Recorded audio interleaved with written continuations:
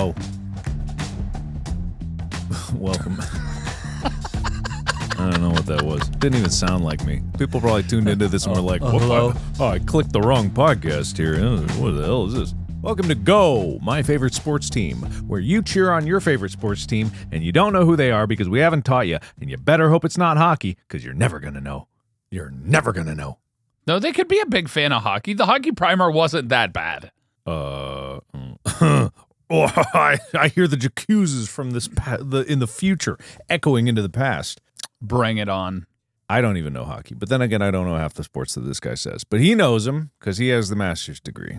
I done diddly do. I don't know why I said that. I sounded like Flanders next door to the Homer Simpson. As opposed to the other Flanders. Maybe somebody thought I said flounders, so they thought I was the fish in Little Mermaid. I don't know, man. No, you give notes back. You would make sure that the editors put in Flanders. I would not make sure of that. I don't correct my mistakes. Half the time the flubs are in there and it's like, That's fair. Anyway, all right. Welcome to this podcast where we're going to talk about sports, or rather, I'm going to talk about sports because I did research, and by research, I mean shamelessly stealing from sports websites that have done this already. I'm reading articles. Yeah, but you made your own decision after looking at a few of them and sorted them into your own order and own way. I have them in the list that the tabs are open on my computer. This is Markiplier, everybody. World-known YouTuber extraordinaire. All right, so most of these are from, I'm just going to say it straight up, the Bleacher Report. Okay. There's others here, like Wikipedia. Don't know if you've ever heard of it. There's a place there for it. That must be like a really new website. Must be. You don't even know what the episode's about unless you read the title, which most people that click on a podcast actually don't read the title, which is fair because usually the title doesn't have anything to do with the episode. But in this episode, it does. Top 10 question mark? What? I don't even know what this is going to be about. 10. There's way more than 10 here. Top 100? No. Top 17. You might as well just say every number now, and the editor can put in whatever number it actually. I want to point out he did not say every number. He's leaving it up to AI to put the number in for him. Get him. I'm Tyler Scheid, everybody. I already said your name. No? You just said the guy with the mask. Did you say my name? I don't remember you saying my name. I said that's Tyler afterwards, or you said you were Tyler. No, whatever. I said Anyway. you were Markiplier. I think I said you were Tyler. See? Well, how are you? I'm good. A little bit tired today. I don't know why. I did a stream. I did like a weird couples therapy comedy stream today, and it was silly. What was it? It was two people that I barely know, but I'm friends with one dude's uncle. And then they've been interacting in my Twitch chat, and then it became a bit. And then I was like, what if we actually did couples therapy? And they came on, and it was just a whole comedy bit. Are you liable for that? No. You liable? I said at the very beginning, I did the nice disclosure of I am not a licensed therapist. This is all for comedy. There are some cases where that probably absolves you of legalities, but there are other cases where it probably does not. Like if I'm about to go perform surgery and I go like, disclaimer, I'm not a doctor. Here we go. I didn't actually, but that's different because you'd actually perform the procedure. How do you know you didn't perform the couples therapy? I'm pretty sure I didn't. I don't know. It went well?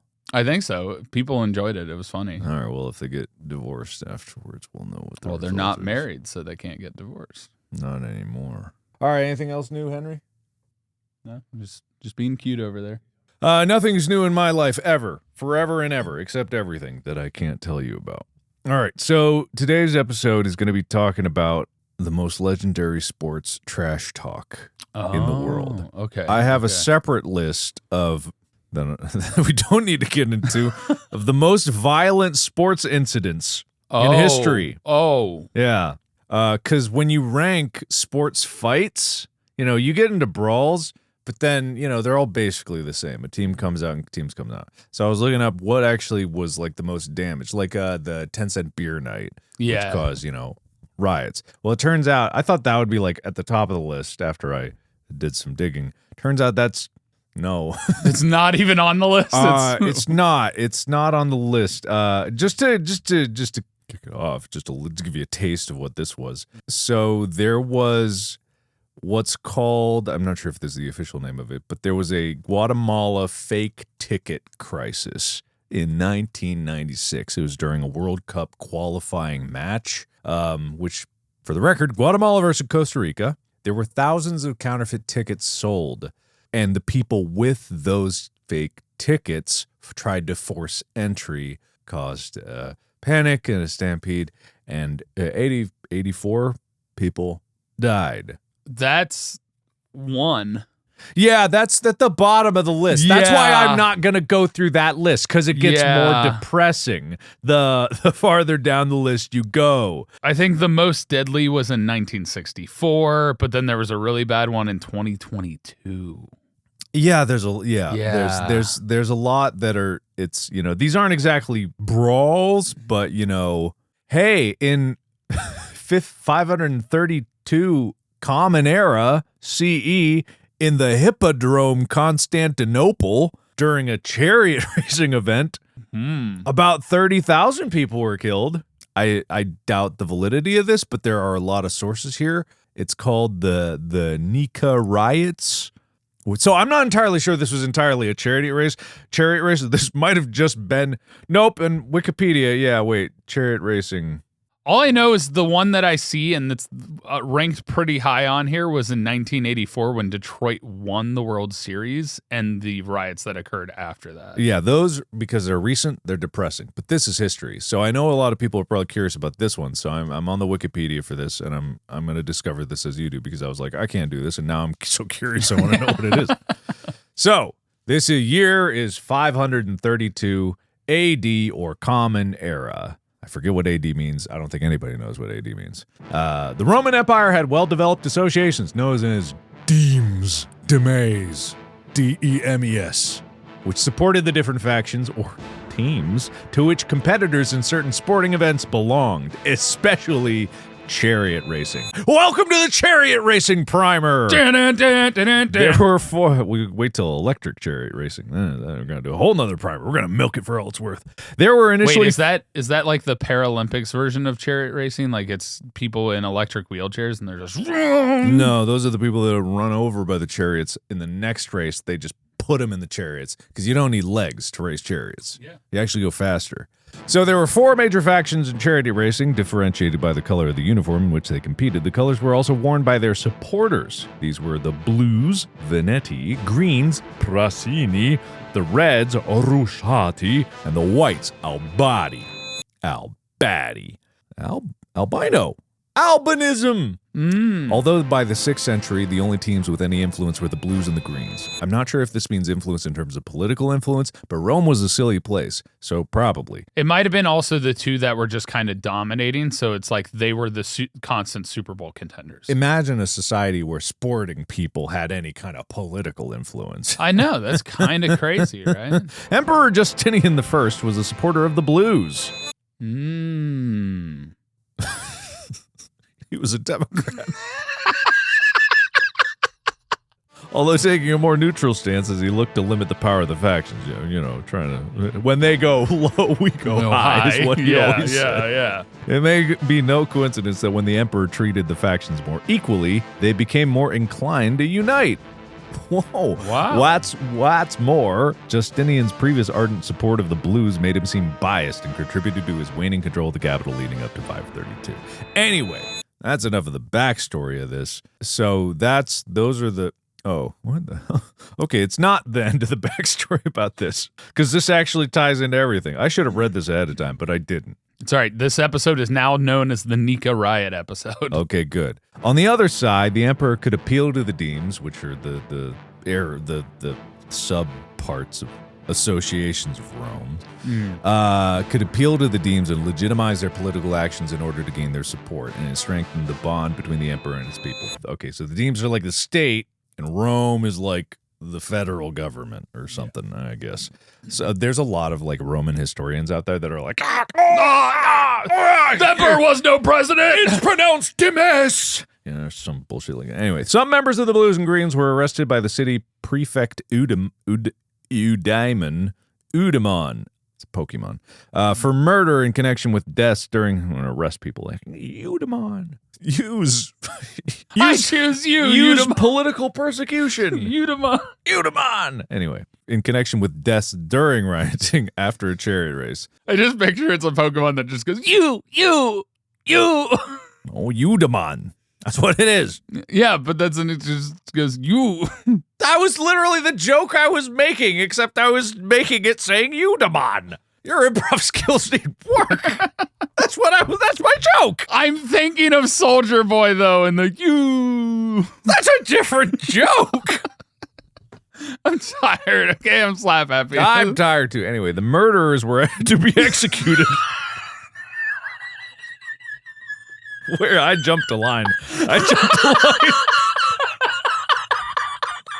Ah, man. The reaction on your face, though, the whoa. Okay, all right. So rioting after charity races was common. It was, and the Wikipedia article relates it to football hooliganism that occasionally erupts after association football matches in modern times, but with devastation such as arson and murder, which doesn't happen nowadays. Which, by the way, association football is soccer. Ah, I see. Or football, as known internationally, mostly. Yeah. So then comes the line, the murderers were to be executed, and most of them were. So anyone that committed murder during the riots, so that's good. They received capital punishment. Good. Yeah. However, on January 10th, 532, 2 of them, a blue and a green, survived execution as the scaffold broke. This is a weird way to tell the story, but I'm reading it directly from here. Hearing this, monks from the monastery of St. Conon took the 2 partisans across to the church of St. Lawrence, where they were put under surveillance by the prefect's troops. Justinian was nervous. He was in the midst of negotiating with the Persians over peace in the east and at the end of the Iberian War, and now he faced a potential crisis in his city. Therefore, he declared that a chariot race would be held on January 13th and commuted the sentences to imprisonment. The Blues and the Greens responded by demanding that the 2 men be pardoned. When Justinian ignored their pleas, both factions united under the phrase Nika, or victory, and took to rioting. Hence, one of the most violent riots caused by a chariot race in recorded history. History. Wow. But yeah, it apparently involved arson, murder, and widespread destruction. I assumed the Hippodrome was like a joke. I didn't think that's a real place. Yeah. That's the Hippodrome. It's an arena. Because I thought all they had was the Colosseum, but I guess this is in Constantinople, so it's somewhere else. Correct. So I guess a lot of people. So Colosseum is different than what a Hippodrome was. A Hippodrome generally had they housed different sports in different areas, right? So like the Colosseum, the Roman Colosseum in Rome, was the first of its kind multi-use facility. Like you're talking about flooding it to have boat battles, to animal pits, to gladiator fights, like reenactments and a whole bunch of stuff. Okay, so there's more. I haven't even scratched the surface on what actually happened during the riots. So Act 2, I guess, I don't know. Act 1, subsection B, the riots. The timeline provided for these riots is not exact, given that it was 1,500 years ago. It is derived from different sources, including one by John Malalas, and one by Procopius, Procopius. Initially, the riots were unlikely to have had the end goal of deposing Justinian, the emperor. With the early days of the riots, oh my God, early days? Holy shit. All right. I imagine with the amount of deaths that this is listed, it would be days. Oof. Okay, with the early days of the riots being a more extreme show of typical factional vandalism and hooliganism that was exacerbated by the emotional response to the escaped blue and green criminals. Remember, there are 4 organizations, blue, green, red, and white. Albania, albinism. Usually riots were more conservative in nature and were used to keep the emperor accountable and make him aware of the will of the people. I'm having a stroke. Push down on my hands. I heard music.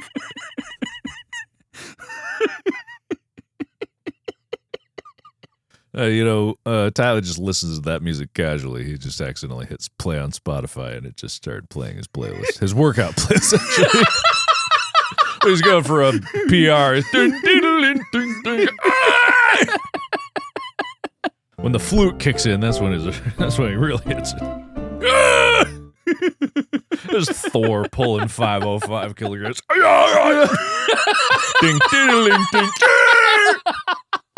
Oh, the bass drum! So good. Anyway. All right. So in this, they were more conservative in nature to keep the emperor accountable and make him aware of the will of the people. However, in the case of the Nika riots, the populace was not mollified. That's the word of the day. Mollified, which means to placate or to appease in a way. By Justinian's empty promises of change, were likely fueled by opportunistic senatorial intervention to shift focus to Justinian's deposition. So it wasn't initially about that. It was about the freeing of the people. But then some senators were like, hey, we might be able to get rid of this emperor that we probably don't like if we shift the focus during the riots. These riots shared common characteristics with others during this period. However, it stands out due to the extent of militarization. This Wikipedia article. It's got jokes here. Man, common behavior prior to this riot included the throwing of stones, which had been banned by Justinian in his anti-rioting decree of 527. On January 13th, 532, the angry crowd arrived at the Hippodrome for the races. The Hippodrome was right next to the palace complex, so Justinian could preside over the races from the safety of his box in the palace. From the start, they hurled insults. By the end of the day, at race 22... One day, 22? Holy shit. I mean, it's probably a race is not necessarily a bunch of laps, so there are multiple races. If you ever go to a horse racing event, even like the Kentucky Derby, there's like pre-races and stuff before like the main event, I'm pretty sure. Okay, so 22 races in one day. The partisan chants had changed from blue or green to a unified Nika, which apparently means win or victory or conquer. So they were shouting that. And the crowds broke out and began to assault the palace. The riot lasted for a week. This just fucking okay. Fire started during the tumult, destroyed much of the city, including the city's foremost church, the Hagia Sophia. Not the Hagia Sophia! That's actually was one of the world wonders. Okay, spoiler alert. Justinian would later rebuild that, which kind of reveals Justinian was not killed during the riots. Okay. Spoiler alert. Spoiler alert. On January 14th, second day of the riot, Justinian, rather than negotiating political concessions, offered to host more races and games in attempt to appease the populace. The rioters. It didn't do anything. Crowd ignored his pleas for suspension. So they weren't about the sports. So this is where the sporting relation to this comes out, unless... Well, there's like, the interesting part about this is these factions that are also sport related are also part of a political, like, section, almost like they were precinct operatives or like they had political functions. Mm-hmm. They were like and then they had go-betweens between the elites and the people in that faction. Like they were involved in the political sphere. Mm-hmm. Yeah. All right. So this is interesting because it ties into the second half of the episode that I'm going to get to in just a little bit. Mm-hmm. So he tried to appease him. They didn't say yes. They were like no instead. And so they demanded that Justinian dismiss the prefect John the Cappadocian and the quaestor Tribonian. We don't want you to quit. You bastard emperor, fire those two guys. Anyway, to de-escalate the situation, Justinian apologized, accepted their demands. However, many in the crowd did not accept his apology. They then declared a new emperor, Hypatius, a nephew of former emperor Anastasius I. Different sources say Hypatius might have been an arrangement of the Justinian to bring the crown to the but some of the tradition, yada, yada, yada, yada. Quote, from his wife, Justinian's wife. Justinian considered fleeing, but his wife Theodora is said to have dissuaded him, saying, quote, those who have worn the crown should never survive its loss. Never will I see the day when I am not saluted as empress. Badass. Yeah. That's fucking awesome. Anyway, she was killed. No, not true. Well, she died eventually. No, we don't know that. You're right. She could be a vampire. Anyway, that's the end of that story. 30,000 people were killed. Yes. Yes. Wikipedia says it. There's sources to it. That would be the most violent sport-related incident in human history. I would also like to point out gambling was a very common thing when you had chariot racing and stuff back then. Gambling too? Yep. Oh. So that also leads to elevated emotions. Look, I I abide by the murder and the arson, but gambling is where I draw the line. Brought to you by. All right, okay. Roman winnings, the new hit ancient time betting scheme. Oh my god! Can you imagine? Can you imagine if they had I hope Roman winnings isn't actually a company. Maybe the downfall is Rome is they invented the iPhone and then, everything just fell apart. And then we discovered it. My God. Was Steve Jobs a historian? Could have been. You got James Cameron going out in the ocean. What is he going to find in Atlantis? I don't know why I winked. I didn't need to wink there. I wasn't hiding anything. Make sure and zoom extra in on that. Do a replay of that wink. Wink. Your wink is like actually really good. Your other eye doesn't move at all, almost. When I do it, my other eye still closes. Wink. I can't raise my left eyebrow, really. So maybe it's just numb. All right. So on to the actual episode that I was thinking that we were going to do, where I steal, instead of Wikipedia, I steal from the BleacherReport.com. So we all know what? I was going to say, well, Wikipedia steals from a bunch of sources and sometimes it's wrong. They compile it. That's fair. Is it? That's for you to decide. I mean, arguably, we compile information, too. That's what I'm doing. That's my excuse. So don't sue me. I'm compiling. This is trash talk. I hate you.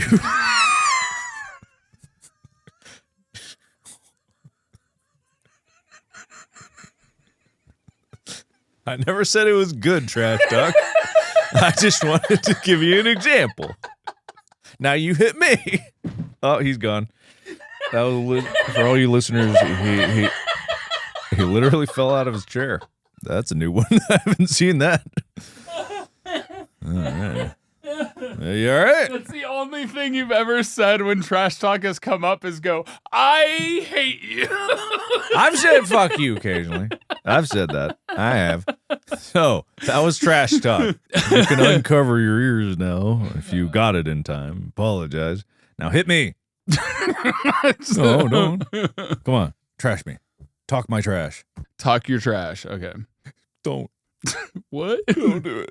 No, I can take it. Your brother's stronger than you. That doesn't help us. Man, okay, we're bad at this. All right.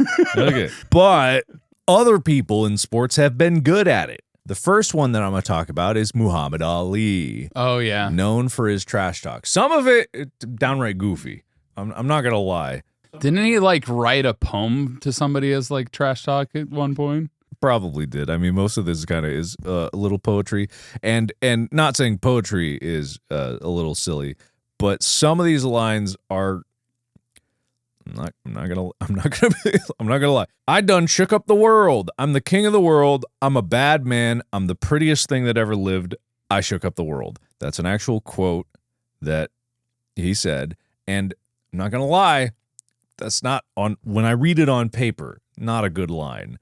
Doesn't make a lot of sense. No. It feels like a few ideas put together. I'm a bad man and I'm the prettiest. Not saying bad man can't be pretty, and sometimes they are, but in this context, a little silly. That's why you got to be on your guard when you're dating men. They could be bad, pretty men. Leave it to me. Leave the episode to me today. You just sit back. You be me. You just sit there and take it in. That's trash. Is that trash talk? Maybe it's just the truth. No. All right. But he did have really, really good lines. And I'm not reading all of this list. I won't steal everything. You can go to the actual list if you want to go there. But one of my favorites that he said, and you can agree with me or not agree with me, if you even dream about beating me, you better wake up and apologize.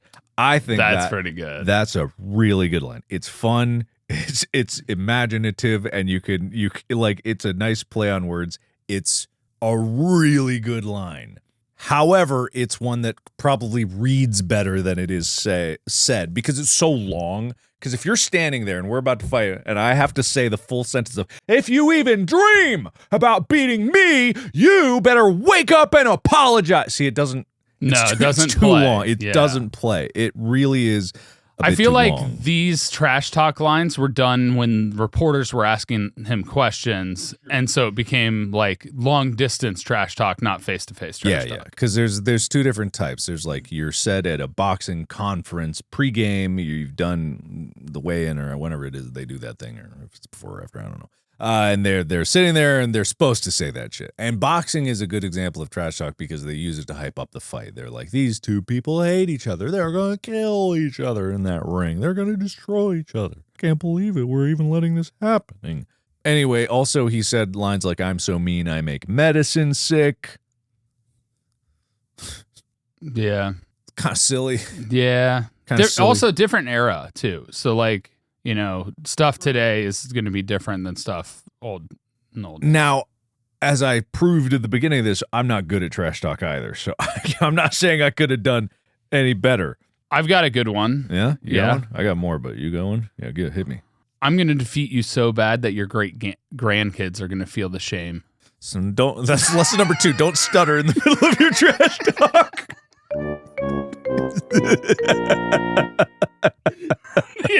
That happened. I was like, damn it, I already screwed up. I'm sure there's probably a separate list of people that have trash talked and it blown up in their face. Like either the opposite happened or the delivery goes the wrong. line that immediately popped into my head was when Wade was like, no, fuck your dreams, fuck your nightmares. See, like, that's good. That's yeah. good. He didn't actually say that out loud, but did he say that out loud? He said that out loud. Ah, right. That's nice. All right. So there's another one that he said, quote, and this is good. I heard about you.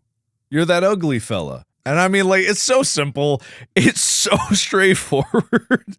It's just. I heard about you. You're that bad at trash talking guy. That would hurt me. That would hurt me. I'd be like, oh, shit, he got me.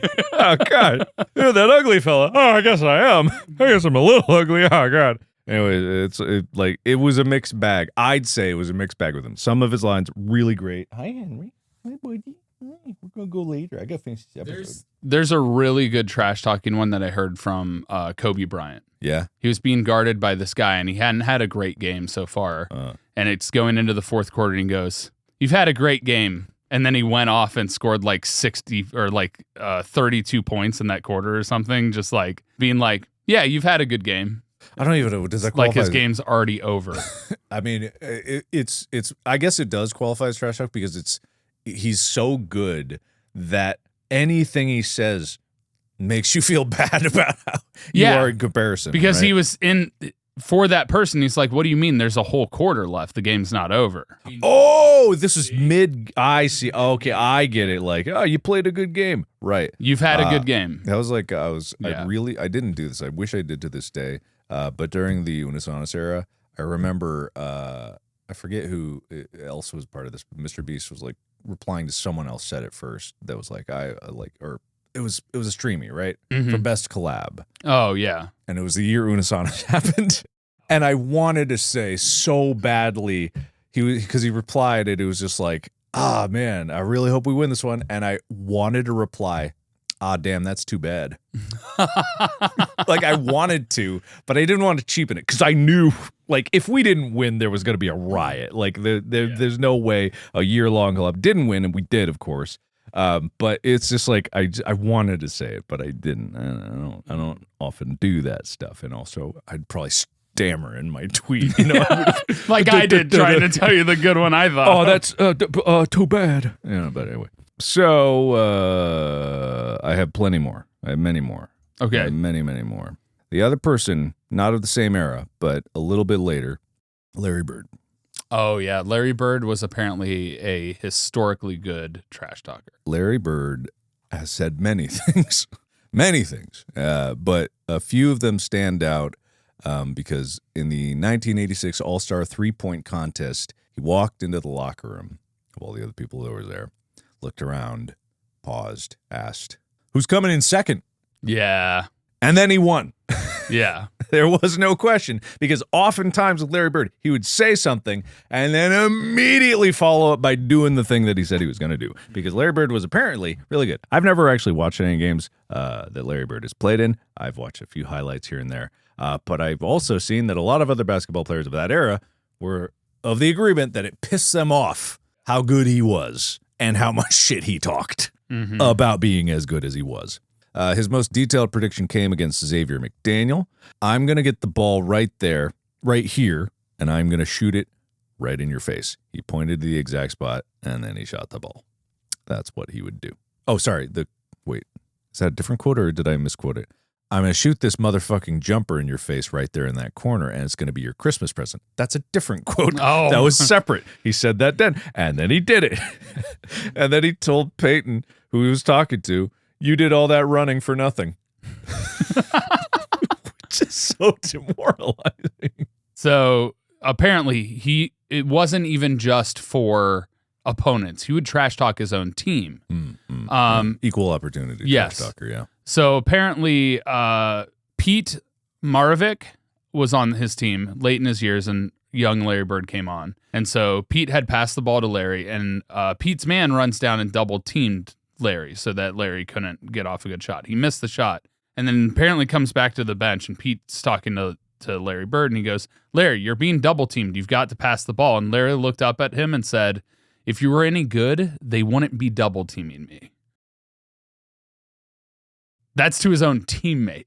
I mean, it's hardly trash talk. It's probably true, right? Hey, maybe the other team not getting guarded should pick up the pace a little bit. Anyway, he's done a lot.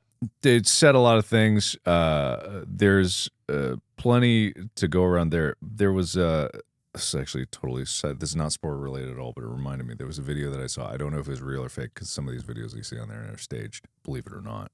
Some things on the internet are just might be a skit. But it was a road rage incident where someone filmed it. And it's where trash talk might, well, it's not even trash talk. If you can get something in, it will diffuse a situation. This guy came up to a car and he said, "Don't get out of the car. I'm going to beat your dick into the ground." This might have been a skit, but the other guy goes, he's shouting and shows, like, "Get out of the car." He's like, "This sounds a little gay, isn't it?" And I was like, I'm not trying to make a gay joke, but it made the guy who was pissed off and road rage like, "I'm going to beat your dick." And then he started laughing. Yeah. And I really hope that was real, because they both started laughing, immediately diffused the situation. Yes. All anger gone. He had a smile on his face, and at the end of the video, he's just like, "Get out of the car." Get out of the car. Get out of the car. I'm going to beat your dick. Get out of the car. Get out. Anyway, so that's just popped into my head. All right, so there's plenty of NBA ones, some not so good to say, right? And I'm not going to read them, but just so you know, some trash talk is of the era, and some trash talk isn't funny or clever or interesting. Correct. It's just hateful, and we're trying to make delineation. Now, Tyler's going to read these. What? Go ahead. No. Come on. Start with the least offensive. My mom can shoot the basketball better than you, and she's dead. Well, that's not racist. That's a livest. Oh, interesting. Well, so yes, many instances of trash talking are based in racism, prejudice, and overall just like it's not even in good fun, because as much as that'd be like Muhammad Ali, though sometimes those are goofy, is trying to be entertaining. And a lot of this is sometimes trying to be entertaining. With Larry Bird, it really walks the line of it's entertaining and meant to be hurtful. Yeah, it's psychological warfare. And I can't confirm, but I'm sure that Larry Bird has said some other things too. But a lot of other people. He also said I'm things sure to he Larry received Bird. it too. Yeah, exactly. To Larry Bird. And so back and forth about that. So trying to make sure it stays on the topic of actually interesting, fun things to say. Trash talk. Stuff that's clever, not necessarily to the point of the matter that's going to cause a very angry reaction. Yes. Now, the sources for these other quotes are going to get less in quality. This is the website is called thisdayinquotes.com. Baseball. I moved on to baseball. So this guy named Leo Durocher, baseball legend. You know this. They didn't teach this in your math. Say it again. Leo Durocher. I do not know. Anyway, Dodgers something. I didn't read this quote ahead of time. It's very long. Someone's asked him, "Why don't you be a nice guy for a change?" Quote, "Nice guys, look over there. Do you know a nicer guy than Mel Ott or any of the other Giants? Why, they're the nicest guys in the world. And where are they? In 7th place, nice guys. I'm not a nice guy, and I'm in 1st place." It's a bit of a long trash Yeah. talk. But, hey, it's he repeated. He was after pacing up and down the visitors' dugout. The Dodger manager, which is what this guy is, waved a hand towards the Giants' dugout and repeated, "The nice guys are all over there in 7th place." So I imagine this quote actually ran on for a lot longer after he finished the previous thing I just said. It was like, "Nice guys over there, 7th, 7th place, nice guys over there. Me, not nice, 1st place." I'm pretty sure he was mumbling that for a long time there. Yeah, so that's trash talk. I missed the Bleacher Report. I'm going back to the Bleacher Report. All right. Shannon Sharp, original receiver, was one of the original receivers in the NFL who always reminded their respected defenders that they can't cover them. If Sharp got a TD, you could always expect some sort of unique and fun celebration. Is this written by AI? What receiver is this? Shannon Sharp. Wait, hold on. Shannon Sharp was phenomenal. This is player. 2018. It just sounded weird when I read it. So I haven't read the trash talk. Okay, go. Sorry. Let me read it. "I've got a better chance of winning the Kentucky Derby on the back of a donkey than they have winning the Super Bowl with Kyle Baller." Not a good line. No. Not a good line. But this is, we're getting there. We got to work our way back up. I really spent all the good ones at the beginning of the you episode. did. You blew your load too early. See, when I research an episode, I research like 5 things, and then I'm like, I can stretch that out. I can pad it out. I know I can do that. This is why he has an actual research doing this, and I don't do it. I do it 30 minutes before I walk into the studio. Mark Cuban, the billionaire guy. He generally claims that his is the best team and frequently undermines the other teams or opposing players. This year he looked like a genius. The other years he looked like a complete fool. What the fuck? What is this list? Oh, it's just saying the best trash talkers, but it says his most famous trash talk was telling Kenyon Martin's mom that her son was a thug. Yeah, so it's not even like the best trash talk lines. Anyway, that's it for this episode. No, I've got some. I'm all out of content. So Karl Malone, great basketball player, by the way, was known as the mailman.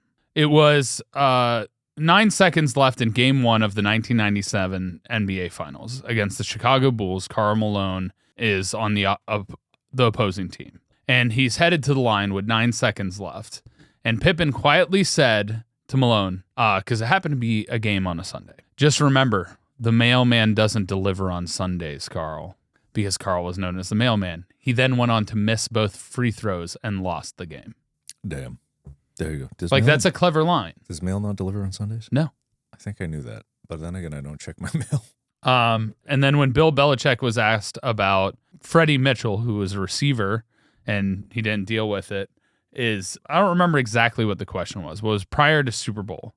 Mitchell jokingly claimed to not know who anyone in the Patriots secondary was.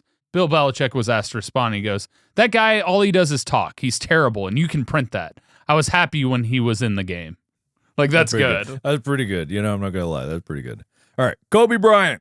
He had tons. And like you said already, he had some. But the most famous instance with Kobe is when he was saying on national television after his 5th championship ring. Is that what they call it? The championship ring? Mm-hmm. So he got his 5th ring. When asked what it meant to him, "I have one more than Shaq, and you can take that one to the bank." And then also, simultaneously, after winning his 5th ring, he got to visit, along with the rest of the Lakers, Barack Obama in the White House. Obama told Kobe to watch out, saying, "Derrick Rose might have your number." Kobe says, "If he has my number and he calls it, I'll make sure to answer after the 5th ring." Very good. Yeah. Very good. Very good. Chad Ochocinco. Yep. He had some good ones. He used to, the rumor was like he'd get interviewed and he'd be like, "I call my coaches in the middle of the night just to let them know I'm always open." Stop calling him in the middle of the night. I know, but the joke is like, throw him the ball. He's always open. I can't believe it. He actually changed his name, right? Yes, he legally changed his name. Interesting. I mean, I'm not bad-mouthing it at all. "Oh, Henry, what do you want?" "Are you hungry?" "A little longer." Okay. He looks at you so expressively. Has he ever stared at you? Yeah. "Hi, buddy. You want to go home? You go home? You go home, buddy? Get in the car, go home, get dinner." Floyd Mayweather had a good line, by the way. He's going into a fight against Ricky Holton And Floyd Mayweather Jr. said, "When I retire, I'll get Ricky Halton to wash my clothes and cut my lawn and buckle my shoes. Ricky Halton ain't nothing but a fat man. I'm going to punch him in his beer belly. He ain't good enough to be my sparring partner." That's pretty good. Why don't we wrap it up early today? Yeah. Why don't we wrap it up early? This pup wants to go home and I didn't prepare. Why don't we quit while I'm ahead? The best trash talkers in the world know when to stop talking. And just like them, I'm going to say that my episode is over. I've done my job. I've filled my purpose. And I have told everyone about the disaster of the Hippodrome. We'll end it on this one. Okay. From Bob Knight. "When my time on Earth is gone and my activities here are past, I want them to bury me upside down so my critics can kiss my ass." And I echo the sentiments.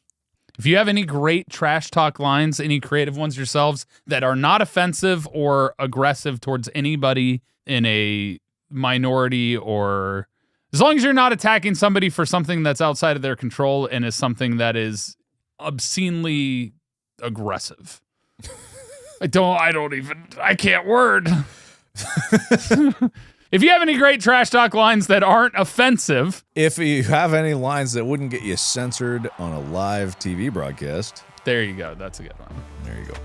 We would love to see them. Go to reddit.com/r/GMFST where you can contribute that and news and so much more. All jacuzzis must be in the form of trash talk from now on. That's fair. I think that's valid. That's fair. Because we had the one time where it was all had to be really elegant letters and that got out of hand. That's true. Then it became real long all the time.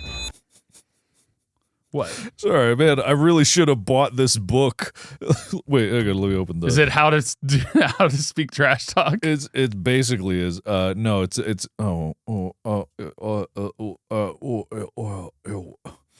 the best baseball's best quotes and quips. Home plate don't move. Anyway, I think that's funny. But that's going to do it. If you want to support us in a financial way and get yourself some apparel, if it's up and ready to go to store.gmfst.com. We'll have some cool stuff there soon if it's not there already. That's going to do it for us here. We are not great trash talkers, but there are great trash talkers out there. If you want to look it up on your own, find some of your best lines, go for it. Maybe come up with your own as well. Yes, thank you. All right. Bye, you filthy animals. I don't know what that's from. Home Alone. Yes. Yes. Yeah. Yes. Bye.